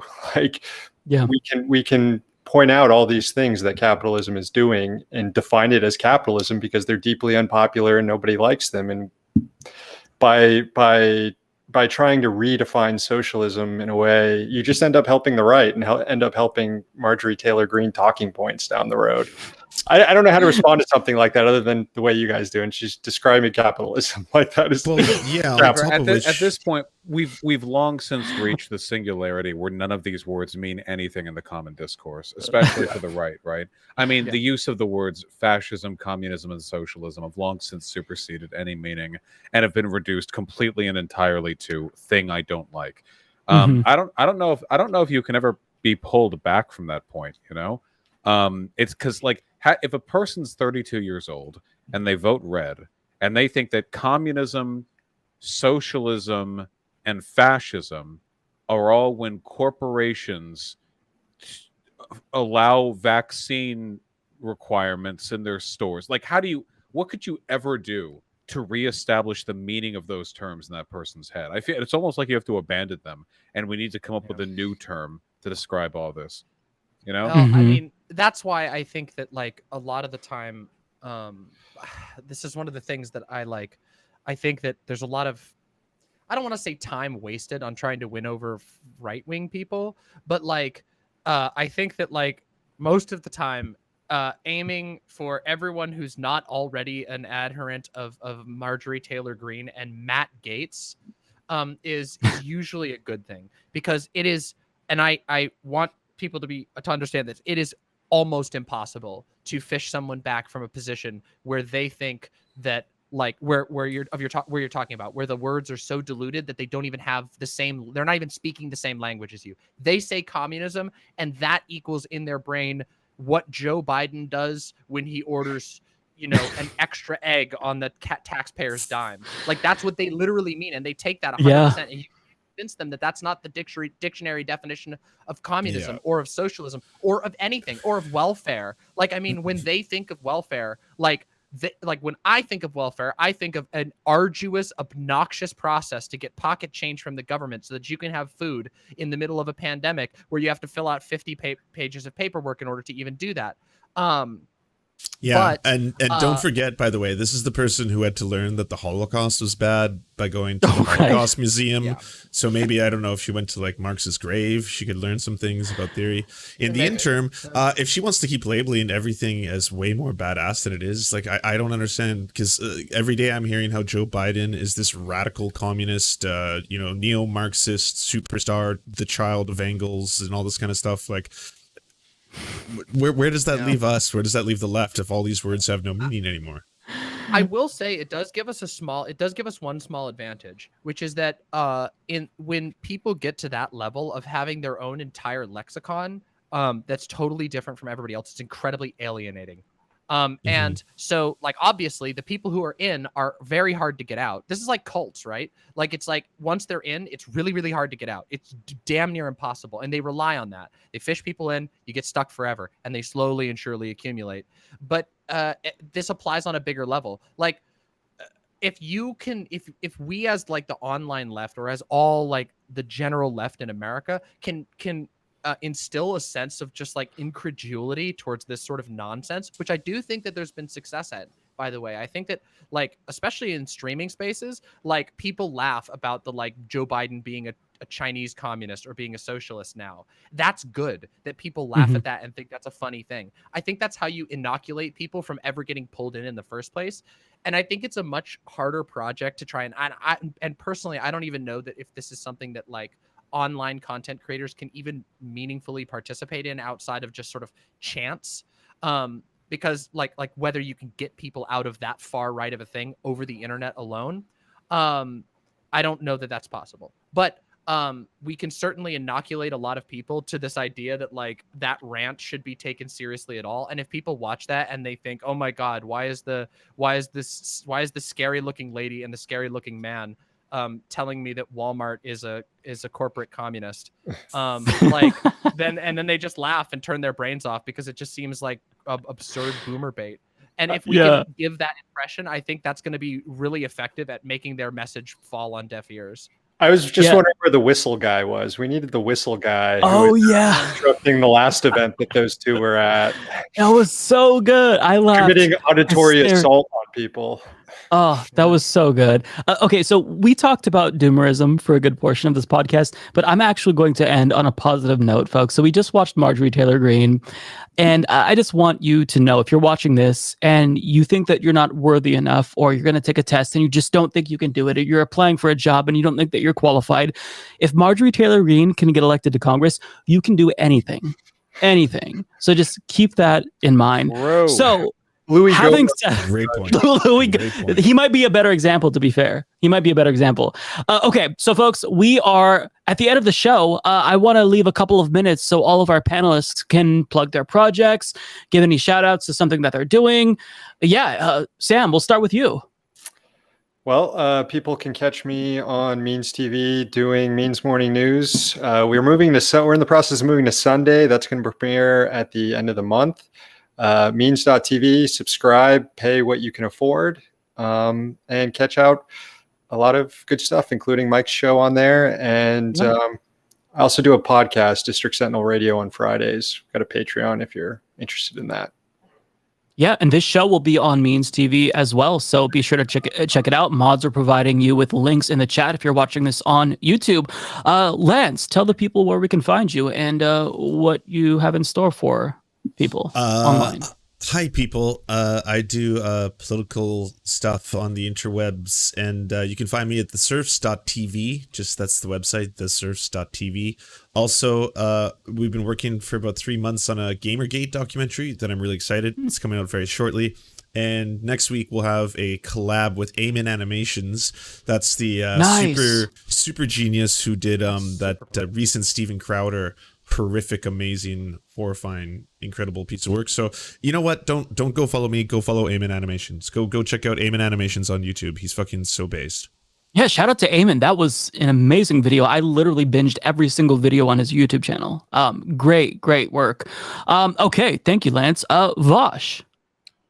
My name is VAUSH. I'm a Bloodborne streamer, a professional, first person to beat Bloodborne. Waiting on Elden Ring right now. Yes. Gonna be a lot of fun. When it comes out, there's a very tall redheaded lady. All gonna simp over that when we get there. And you can find me over at VAUSH on YouTube. All right, and Demon Mama. Yeah, I'm Demon Mama. My website is like right here. It's here. It's demonmama.com. If you go to demonmama.com, all of my links are there. I put out banger tweets on Twitter, so you should follow me on Twitter because I'm really fun. I mostly meme and cream, which is cool. And then you should come hang out and follow. Yeah, meme and cream. Yeah, hell yeah. That's what it's all about. That's what it's all about. Okay. And then you should come over and follow my YouTube channel. I have a ton of videos that I put up on my YouTube channel. There's some super cool ones. For example, I did a video called Demon Mama's Spiritual Deconstruction, which is like a 2-hour long form story about the cult that I grew up in and my experiences and how that affected my politics. So check that out if you want to like learn about my experiences, where I'm coming from with that. I also have a lot of really fun stuff on my channel as well that isn't about stuff like that. Please come check me out. I'd love to have you hang out on the website and stuff. So thank you so much for having me here. Yeah, absolutely. Thank you all so much. This has been so much fun. You all are incredibly entertaining and insightful, and I really appreciate everything that you all brought individually. Thank you all so much. So we're gonna cut to the outro, and then I'll come back, read comments, super chats, and all that fun stuff. Folks, thank you so much. This has been the Dystopian Times. My name is Mike Figueredo. I'll see you all next week. Take care. Bye. Thanks, Mark. Oh, cool. Yeah, we back. Hey, everybody. Good to see ya. Good to feel ya. I like the production of that show. It's very well put together. It's a very good show. It's a very nice panel. It was chill. It was fun. Do you want movies and Serfs watching the movies? So then come over to the new channels. It's the Serfs the cinema. Thanks so much for watching, everybody. Can you do the thing, you know, that thumbs up and comment and all those things that help us out in the algorithm that controls every aspect of our lives? Also, if you happen to have a Facebook account, can you delete it? Like just delete it. You should probably delete your Facebook account because it's not a great company. But hey, if you can't do that for whatever reason, I understand. And could you also go to facebook.com/thesurftimes then and give us a little like and a follow. We're just trying to push back against the fact that people like Ben Shapiro happen to dominate the platform entirely. And when everyone asks why do older generations believe the things they believe, one of the problems is the majority of them on social media use Facebook. So to counter that, we're just going to be on there too now. Also, if you happen to have a union or a worker co-op or even a leftist project, podcast, website, Zoom, MySpace, it doesn't matter. We will advertise it for free on this channel. All you got to do is go to weareserfs.com and use the forms that we got there, weareserfs.com. Thanks, everybody. To our wonderful gods, Xander Corvus, VK Jehannam, T. Grow, and Peyton L. Just, may you smite all of our enemies. To our monarchs, Tom Spiker and the Tim Caucus, we are your humble servants, ready to do all your bidding. To our lords, Evan Nudie, Trevor R., Alexander Thaler, Ryan Lubin, and Jeff Lamb, we shall proudly carry your banner on the online battlefield. To our Knights of the Round Table, Val 9000, Jenna Tal, Dark Puppy, Quiet 185, Anna Loves Riley, Omni, Riley and Anna, Poodlehawk, Multimondi, Trevor Janis, Lemmy 101, Anthropophojack, Saren 42, Chronic the Hemphog, Phone Jenny, Radical Maniac, Ramon Acosta, Jibby Big Nuts, Violent Orchard, Sophie Baby, Political Puppy, Andreas Chiringuito, Zach Christensen, Yopi, Josh Mickelson, Todd Buckingham, and Todd Lajeunesse. We raise our glass and we raise our swords and we salute you.